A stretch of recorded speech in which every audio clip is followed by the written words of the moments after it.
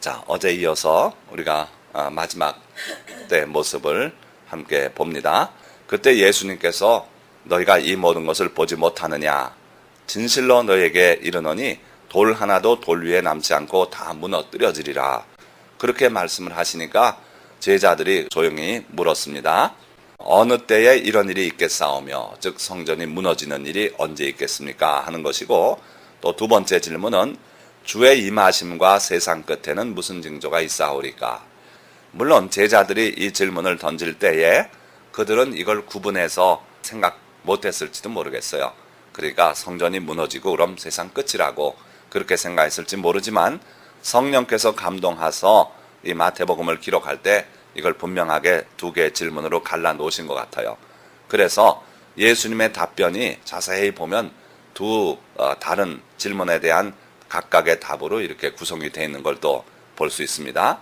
그렇게 해서 어제는 우리가 뭘 살펴봤냐면 주님의 다시 오심, 그때 무슨 징조가 있겠는가, 뒷질문에 먼저 답변하신 거죠. 그 내용을 봤습니다. 그래서 세 가지 징조가 있겠다 그랬어요. 첫째는 많은 전쟁과 그 전쟁의 소문, 그리고 처처의 지진과 기근, 이러한 일이 있겠다 그랬는데 이건 사람의 힘으로 어떻게 조작이 될 수 없는 거죠. 그게 20세기에 많이 일어났고, 세 번째로는 뭡니까? 사람인데 거짓 그리스도들이 많이 일어나서 자기가 재림 예수라고 주장하겠다고 그 말씀을 하셨어요. 그리고 이제 불법이 성해서 사람들의 사랑이 식어지겠다. 이게 이제 어제까지 주님의 재림 하실 때의 모습이고요. 그 다음에 오늘은 성전이 다 무너지고 돌 하나도 돌 위에 남지 않는 그러한 일이 언제 있겠는가 하는 그 부분에 대한 답변이 되고, 그리고 다시 주님께서 종합해서 마지막 시대의 모습들을 말씀하시고, 그리고 우리가 내일 보게 될 부분은 그러니 우리가 어떠한 자세로 살아야겠는가 하는 우리의 삶의 자세를 주님께서 말씀하고 있어요. 근데 우리가 늘 염두에 둬야 될 거는 하나님께서 선지자를 통해서 예언한 일들이 이중성취가 되는 일이 많다는 거예요. 그래서 이 부분도 사실은 이중성취에 해당합니다. 왜 그러냐면 예수님 돌아가시고 30년 약간 지나서 결국 예루살렘이 다 함락되고 멸망했거든요. 그때 한번 성취됐고, 그리고 또 마지막 때 다시 예수님 오실 때쯤 또 한 번 큰 전쟁으로 예루살렘이 다 회파되고 이러한 일이 있을 걸로 이렇게 봐야 옳을 것 같아요. 자, 그럼 봅니다. 15절. 그러므로 너희가 선지자 다니엘이 말한 바 멸망에 가증한 것이 거룩한 곳에 선 것을 보거든 읽는 자는 깨달을진저 그때에 유대에 있는 자들은 산으로 도망할지어다. 자, 이상하지 않습니까? 여기에 멸망에 가증한 것이다 라고 표현되어 있지 정확히 뭐라고는 얘기 안 하고 대신 괄호 안에 읽는 자는 깨달을진저 그렇게 말했어요. 자, 이건 뭘 암시합니까? 이 당시에 이 글을 읽는 사람들은 그게 뭔지를 다 알아요. 그런데 지금 이거를 공개적으로 딱 이게 뭐다고 쓰기가 어려운 입장에서 글을 쓴 겁니다. 이거는 역사로서 우리가 알 수 있는데 그 요세푸스의 유대 전쟁 기를 보면은 그때에 로마 황제의 우상을 예루살렘 성전 앞에 세웠어요. 그거를 39년, 그러니까 예수님이 34년에 돌아가셨다고 보면 돌아가시고 5년 만에 로마 황제의 신상을 거기 세웠어요. 그러니까 이 당시의 사람들은 바로 그게 뭔지를 다 알아요. 암암리에 로마 황제의 신상이 그 예루살렘 성전 앞에 떡하니 서 있으니 바로 그거 아닙니까? 그래서 읽는 자는 깨달을진저 했는데, 그러니까 불만이 클 수밖에 없습니다. 그게 이제 언제 촉발이 됐냐면 66년에 가이사랴 예수님께서 가셨던 저 북방 도시죠. 거기에 유대인의 시나고그 앞에서 그리스 로마 사람들이 이방신 제사를 드렸어요. 그러니까 유대인들이 그것 때문에 항의를 했습니다. 왜 여기서 제사를 드리냐 이거예요. 왜 하나님의 회당 앞에서 이방신 제사를 드리냐. 그래가지고 강력 항의를 했습니다. 그런데도 로마는 관여할 바 없다 그러고 거기에 대해서 조치를 취하지 않았어요. 이렇게 된 상황에서 같은 해에 예루살렘 성전 앞에서 대제사장의 아들이 드디어 무장 봉기를 했어요. 어떻게 된 거냐면 그 로마 황제가 세금을 걷어가는데 제대로 안 들이니까 그 성전 안에 있는 금 17달란트를 그냥 강제 징수를 해가지고 갔어요. 그러니까 하나님의 성전 안에 로마 군인들이 들어와서 그걸 뺏어간 겁니다. 그러니까 이건 도저히 못 참는다 해가지고 그 대제사장의 아들이 결국은 그 로마 군인들을 급습을 해서 몇 사람 죽이고, 그 다음에 건물 안에 들어가서 버티고 있는 군인들한테 항복하라고, 항복하면 살려준다 해가지고 결국은 그 사람들이 항복을 했어요. 항복하고 나온 로마 군인들을 모조리 학살해 버렸어요. 이렇게 되니까 로마가 또 참을 수 없지 않겠습니까?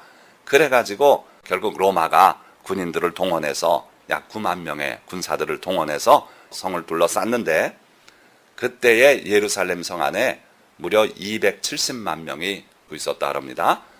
결국 반란이 진압이 됐을 때 사망자가 110만 명이고 포로로 잡혀간 사람이 9만 7천 명이고, 그리고 군대가 애워싼 중에 마지막 최후 기회를 줬는데도 나오지 않고 버티고 있다가 뒤늦게 도망 나온 사람들은 다 잡아서 예루살렘 성 주변으로 십자가에 다 처형했대요.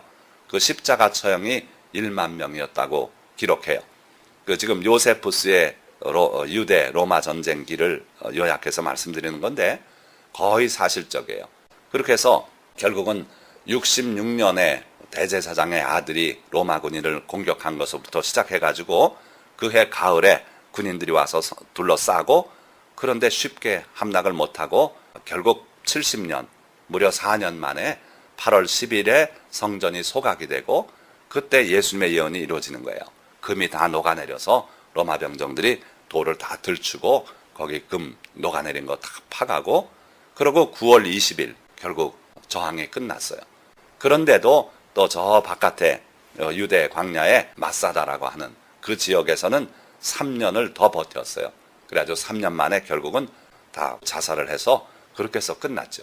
그러니까 유대인들은 지금도 그 유대 로마 전쟁을 큰 역사로 기억하고, 그러고 마사다가 그들의 성지가 돼서 모든 청소년들이 그 마사다까지 가서 거길 보고 그렇게 하는 게 그들의 교육의 일환입니다. 그러니까 예수님께서 예언하신 그 성전에 돌 하나도 돌 위에 남지 않고 다 무너뜨려지겠다 하는 것이 바로 이때 성취가 됐어요. 자, 역사 이거 읽어보면 예수님의 예언이 참 정확하게 그 시대의 사람들에게 이루어졌다. 예수님께서 이 세대가 그 핏값을 지겠다고 앞에서 말씀하시는데 바로 그렇게 된 거예요. 그래서 유대에 있는 자들은 산으로 도망하라. 지붕에 있는 자는 집 안에 있는 물건을 가지러 내려가지 말고, 누가복음엔 성 밖에 있는 자는 성으로 들어가지 말라 그랬어요. 그리고 이때는 아이 벤 자들과 젖 먹이는 자들에게 화가 있을 것이다. 도망하는 일이 겨울에나 안식일에 되지 않도록 기도하라. 21절. 이는 그때 큰 환란이 있겠습니다. 창세로부터 지금까지 이런 환란이 없었고 후에도 없으리라. 실제로 그때 전쟁에 죽은 사람의 숫자를 본다면 그 이전 역사에 그런 일이 없어요. 예루살렘에 270만 명이 들어가 서 있기도 복잡한 도시입니다. 그런데 270만 명이 글로 피난 왔었고 그 중에 110만 명이 죽었다는 것만 봐도 그게 역사 일에 없었고 그 후에도 없을 것 같아요. 그런데 주님은 또 다른 예언을 하시는 거예요. 그때 큰 환란이 있겠습니다. 창세로부터 지금까지 이런 환란이 없었고 후에도 없으리라. 그 날들을 감하지 아니하면 모든 육체가 구원을 얻지 못할 것이나 그러나 택하신 자들을 위하여 그 날들을 감하시리라. 이게 무슨 말씀이냐면요, 그 당시에 그런 일이 한번 있었고 마지막 또다시 예루살렘이 공격을 받을 때 적병들이 서서 있는 데서 눈이 녹아내리고 혀가 안에서 녹아버리고 그대로 폭삭 없어지는 그런 재앙을 하나님이 선포하셔요. 이게 핵전쟁이 아니면 일어날 수 없는 현상이에요. 그래서 마지막에 아마겟돈으로 저 러시아의 군사들이며 동방의 2만만의 군사, 2억의 군사들이 와가지고 이스라엘 하나 없애려고 그렇게 해서 전쟁이 벌어지는데, 그날 여호와 하나님의 진노가 얼굴에 나타나면서 빛과 함께 서 있는 사람들이 다 녹아내리는 그런 재앙이 있고, 그러고 여호와의 성산이 높아지고 그 이후에 온 지상의 만민들이 하나님의 산으로 하나님의 법을 배우러 오는 그런 모습이 인류의 마지막 모습으로 기록돼요. 그러니까 만약 그날이 좀 며칠만 더 길어지면 저쪽 핵공격 당한 사람이 또 가만히 있습니까? 그쪽이 또 핵폭탄 쓰고 며칠만 쿵탕쿵탕 하다 보면 인류가 다 멸절하는 그런 날이 될 수 있는 그런 전쟁이다 이거예요. 그런데 하나님께서 그 날들을 감하셨어요. 말하자면 일주일 동안 핵전쟁이 쫙 확산될 뻔한 걸 하나님께서 더 이상 핵전쟁이 확산 안 되게 이렇게 하심으로써 구원받는 자가 있도록 그 이후에 이렇게 하셨다는 거예요. 그래서 여러분들이 성경을 읽을 때 한 구절만 봐가지고는 잘 모른다 그랬어요. 다른 성경도 가서 보고 저기도 보고 종합적으로 보면 그 그림이 그려져요. 자, 그러시면서 23절부터는 그때의 사람이 너희에게 말하되 보라 그리스도가 여기 있다 혹은 저기 있다 하여도 믿지 말라. 다시 한번 이제 마지막 시대 상황을 말씀하고 계십니다. 이거는 앞부분하고 바로 연결되는 거예요. 예수님께서 다시 올 때에 세 가지 징표를 들었죠. 그 중에 한 가지 징표를 다시 말씀합니다.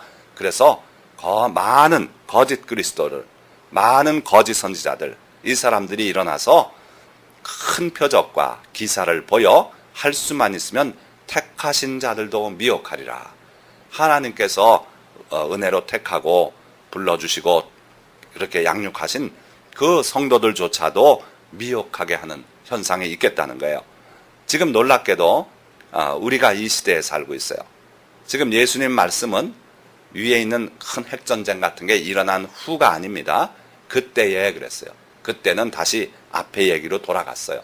그렇게 해서 예수님이 오실 그 시대 상황에 어떤 일이 있겠냐 하면은 앞에서 말했지 않습니까? 5절 많은 사람이 내 이름으로 와서 이르되 나는 그리스도라 하여 많은 사람을 미혹하리라. 그 상황을 다시 얘기하는 거예요. 그래서 거짓 그리스도들, 거짓 선지자들 많이 일어나서 표적과 기사를 보여.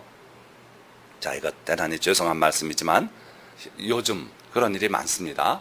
조금 뜸해진 것 같은데 몇 년 전만 해도 대단했어요. 뭐냐면 미국의 그 레슬링 하던 사람 같은 사람, 이런 사람이며 뭐 점잖아 보이는 사람이며 여러 사람들이 동시다발적으로 일어나서 큰 대형 집회랍니다. 그런데 거기서 이렇게 하면 사람들이 쓰러지고 누워서 막 별 이상한 짓들 다 하고 별일이 다 있었어요. 그래가지고 그 사람들 스스로 또 주장하기를 예수님께서 오실 때가 가까워서 우리에게 큰 권능을 주시고 우리가 바로 새로운 사도다. 그렇게 해서 세계에 큰 부흥의 물결이 일어날 것이다.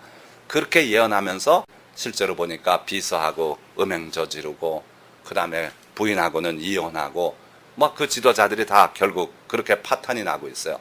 그래서 예수님은 그 열매를 보라 그랬어요.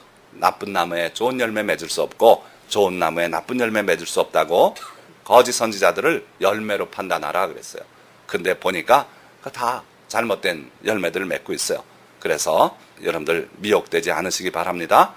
자, 그때 27절 번개가 동편에서 나서 서편까지 번쩍임같이 인자의 임함도 그러하리라. 말하자면 미국의 세인트 루이스에서 집회가 있으니까 거길 가야 그 은혜를 체험한다. 이거 아니라는 거예요.